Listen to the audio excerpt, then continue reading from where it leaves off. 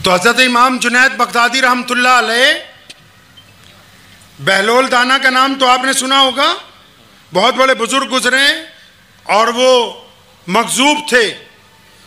तो हज़रत इमाम जुनैद बगदादी रहमतुल्लाह अलैह एक दिन सैर करने के लिए निकले अपने शागिर्दों के साथ।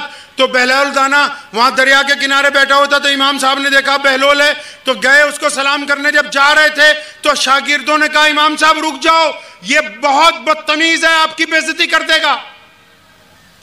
तो उन्होंने कहा नहीं नहीं भाई बेइज्जती नहीं करेगा। गए सलाम किया, वालेकुम सलाम, कौन है भाई तू? फरमाया जी मैं जुनैद। फरमाया कौन सा जुनैद? कहने जी वो मैं यहाँ दर्स देता हूँ। अच्छा, कहता तू इमाम जुनैद बगदादी है?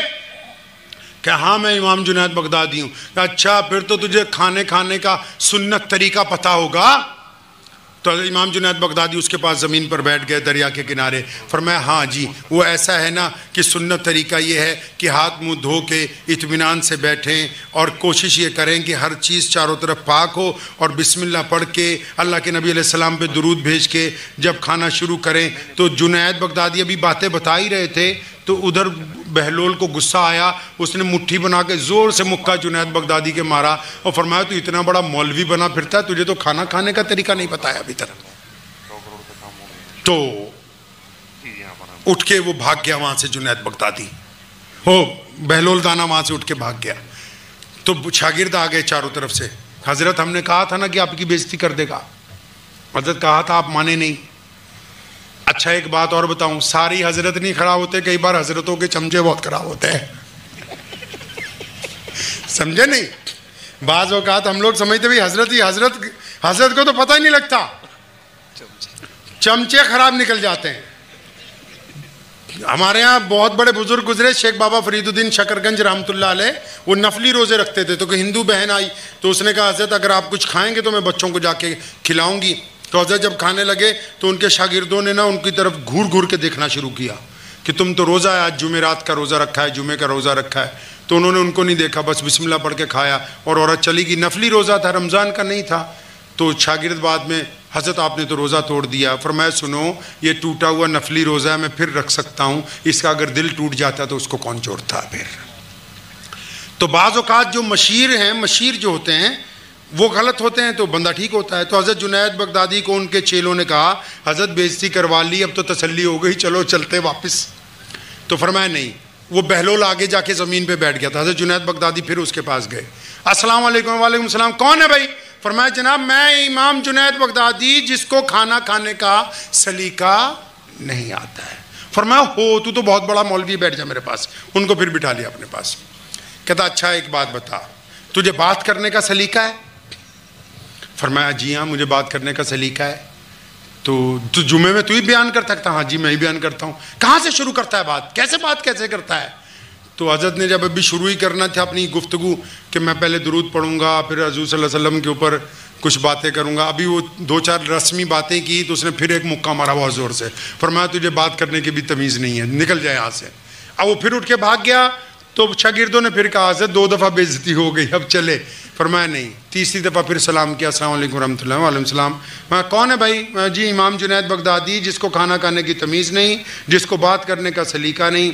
तो उन्होंने बिठा लिया। फरमाया अच्छा तुझे सोने का सलीका तो आता होगा, रात को सोते कैसे हैं? तो हज़रत बिल्कुल रात को हम तो कहते हैं वज़ू करके सोया करें, दाईं करवट सोया करें और फिर सूरह फातिहा पढ़ लिया करें। उसके बाद हम लोग आयतुल कुर्सी पढ़ने के लिए कहते हैं, चारों कुल पढ़ने के लिए कहते हैं। इतनी कुछ बातें कर रहे थे तो उन्होंने मिट्टी उठा के उनके सिर पे डाल दी। और मैं तो यार इतना बड़ा आदमी है यार, तुझे तो सोने का सलीका भी नहीं आता। अब हज़रत इमाम जुनैद बगदादी रहमतुल्लाह अलैह ने बहलोल के दोनों हाथ पकड़ लिए, उनको उठने नहीं दिया।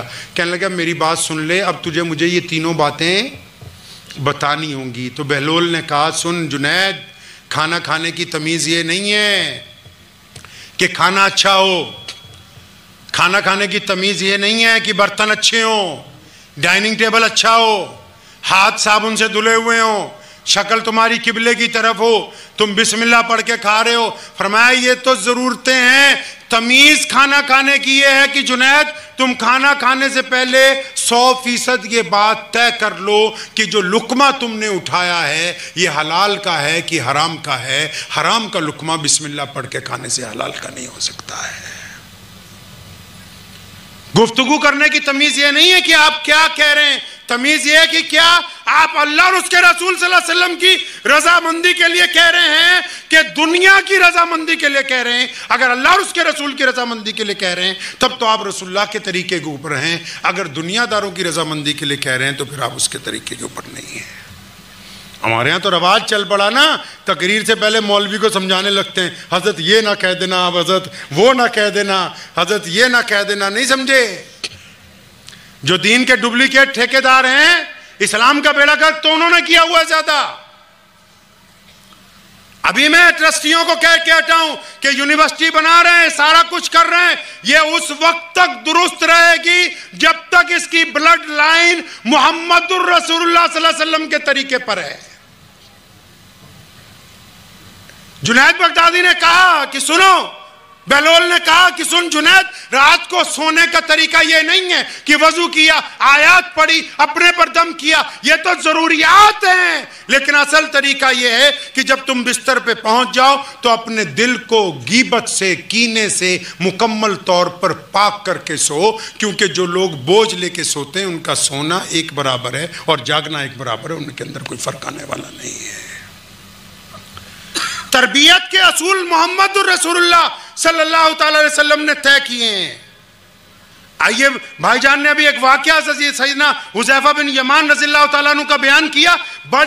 बड़ी ऑफिशियल मीटिंग में थे वो, जिस दौर में इस्लाम तेजी से आगे बढ़ रहा था, दूसरे बादशाहों के साथ टॉक करने के लिए गए। उस वक्त जब लुकमा जमीन पे गिरा, उठाने लगे तो पीए ने कहा कि मत उठाओ, ये सामने वाले गैर मुस्लिम समझेंगे कि इनको तमीज नहीं है, ये टुकड़ा जमीन से उठा के कह रहा है। फरमाया तुम क्या चाहते हो कि मैं दुनिया वालों की रजामंदी के चक्कर में मुहम्मदुर रसूलुल्लाह सल्लल्लाहु अलैहि वसल्लम के अहकामात को फरामोश कर दूं? अपनी मिट्टी पे चलने का हुनर सीख लो। संगे मरमर पर चलोगे तो फिसल जाओगे। गाड़ी 10 करोड़ की हो लेकिन उसमें मुसल्ला और लोटा रखा हुआ हो, कमरा बेहतरीन इमारत में बना हुआ हो लेकिन दस्तरखान जमीन पर लगा हुआ हो, पानी चाहे बेहतरीन बोतल बड़ी आ जाए लेकिन पीने के लिए सुन्नत के मुताबिक कटोरा या गिलास मौजूद होना चाहिए। खाना चाहे जितनी मर्जी लवाजमात बना के, जितनी मर्जी कौरमे बिरयानियां बना लो, लेकिन जब तक वो सुन्नत के मुताबिक उन्हीं तश्तरियों में, उन्हीं बर्तनों के अंदर नहीं होगा जो इस्लाम की रिवायात हैं, तो ये डिस्पोजलों में खाने के बाद वो इस्लाम की रिवायात के अंदर दाखिल नहीं रहेगा। कपड़े जितने मर्जी कीमती हो लेकिन पजामा या पैंट टखनों से ऊंची हो, इमारत जितनी मर्जी बुलंद बना लें लेकिन नमाज के वक्त तमाम काम कुछ देर के लिए रुक जाएं। अस्पताल में जितने मर्जी मरीज दाखिल हों लेकिन रोजाना सुबह शाम उनके लिए दुआओं का एहतमाम करने वाले लोगों की मौजूदगी दर्ज होनी चाहिए।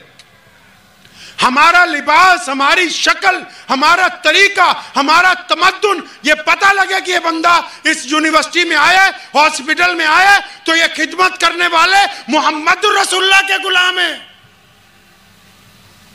आपका किरदार, आपकी जुबान, आपकी आंखें, आपका लबो लहजा, आपका लिबास अगर इस बात की गवाही नहीं देगा कि आप नबी अलैहिस्सलातु वस्सलाम के दीन के ऊपर चल रहे हैं, अगर वो गवाही नहीं देता तो फिर आपको दौलत खर्चने का आखिरत के अंदर कोई फायदा होने वाला नहीं है। नबी अलैहिस्सलाम ने जो हमें तालीम अता फरमाई है, तालीम पहले थी कारोबार के लिए, आज जो अंग्रेज तालीम दे रहा है वो किसकी है?